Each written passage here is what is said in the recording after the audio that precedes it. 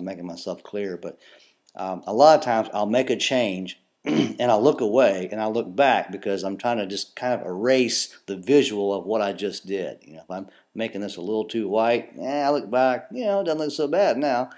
Um, but when you first do it, you're kind of, oh, that's too much, you know. Well, that's not enough. That's okay. The cool thing is you can always throw it away because you've got a backup layer. All right, so there's my sky. All righty, there's the water. Now, let me combine some images here. I'm gonna flatten all this out and fix something that's really bothering me here. Okay, I'm gonna go to layers. And I'm gonna go flatten image, and it's gonna warn me about discarding hidden layers. That's okay. So now it's all in one. All right. Now, this image is not straight. The horizon line to me is a little bit off. So I'm going to go into, shoot, where is it?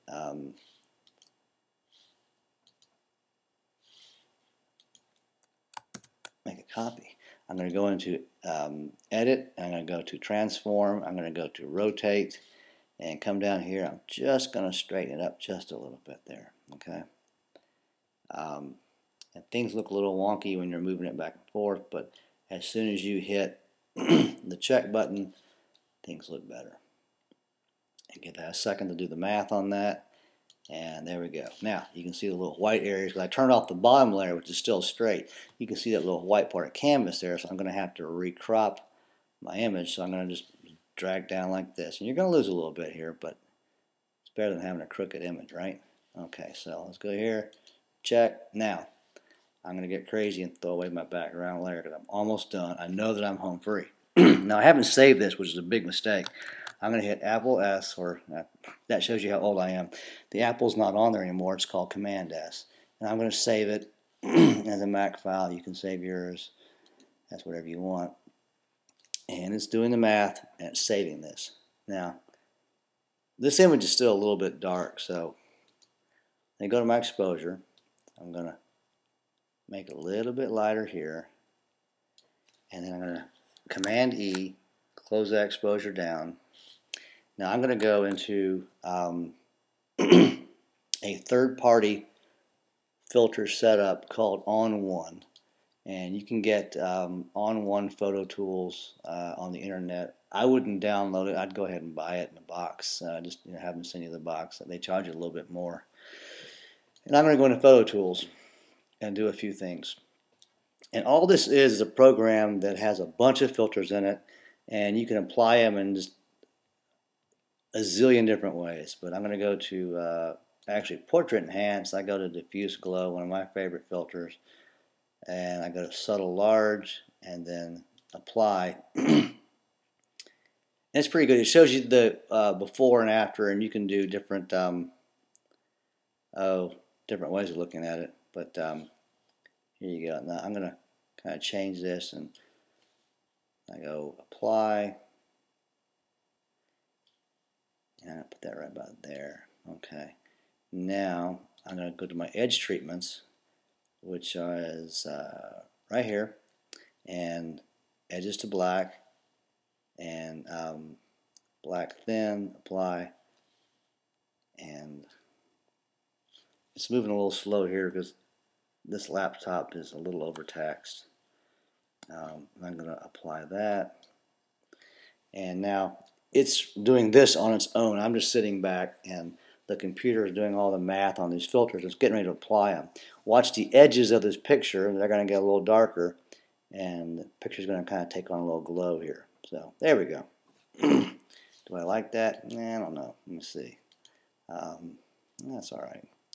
It's a little more than I wanted.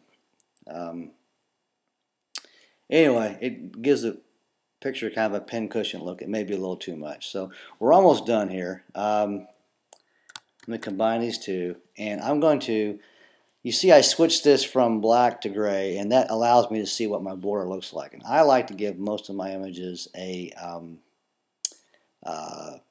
a black border. So I'm going to go down to canvas size, and I'm going to go to 0.5 and 0.5 on width and height, and hit OK. This little guy shows up like that. I'm getting my bucket tool over here, and my color is still black. I'm just going to fill in that, and voila, you're in black there. And there's the final image. Now this is really a saturated image. It's got a lot of color in it. So it may have too much color. Let me go to saturation, and you can slide this guy down to, you can basically turn this into a black and white. You can take a little color out. Now, if I'm going to post this picture on Facebook, I know it's going to suck out a lot of the color. So I quite often leave it a little saturated. If I think it's going to be, if I'm going to put it on one of the photo websites that are designed for photography, I usually don't tweak it because it's going to look just like it looks on my computer. But I'm going to take a little bit of this color out here, okay? All right, Command E combines those two. And let's look at this image from a standpoint of where we ended up compared to where we started. So I'm going to pause this just for a second. Okay, all I did was I closed out of Photoshop, and I exported these two images into iPhoto, which is one of my cataloging software programs. So on the right you can see the image that we started with, and that's pretty much one of the 5 exposures, basically the one that the camera thought I would like. And then I on the left is the images combined with obviously some retouching to give me an image that I want. Again, this is very subjective. I like a lot of color.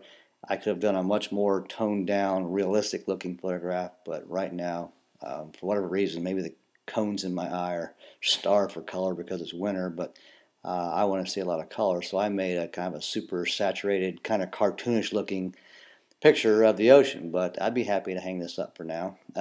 Anyway, if you have any questions, send me an email, and I'll be posting more of these. Thanks.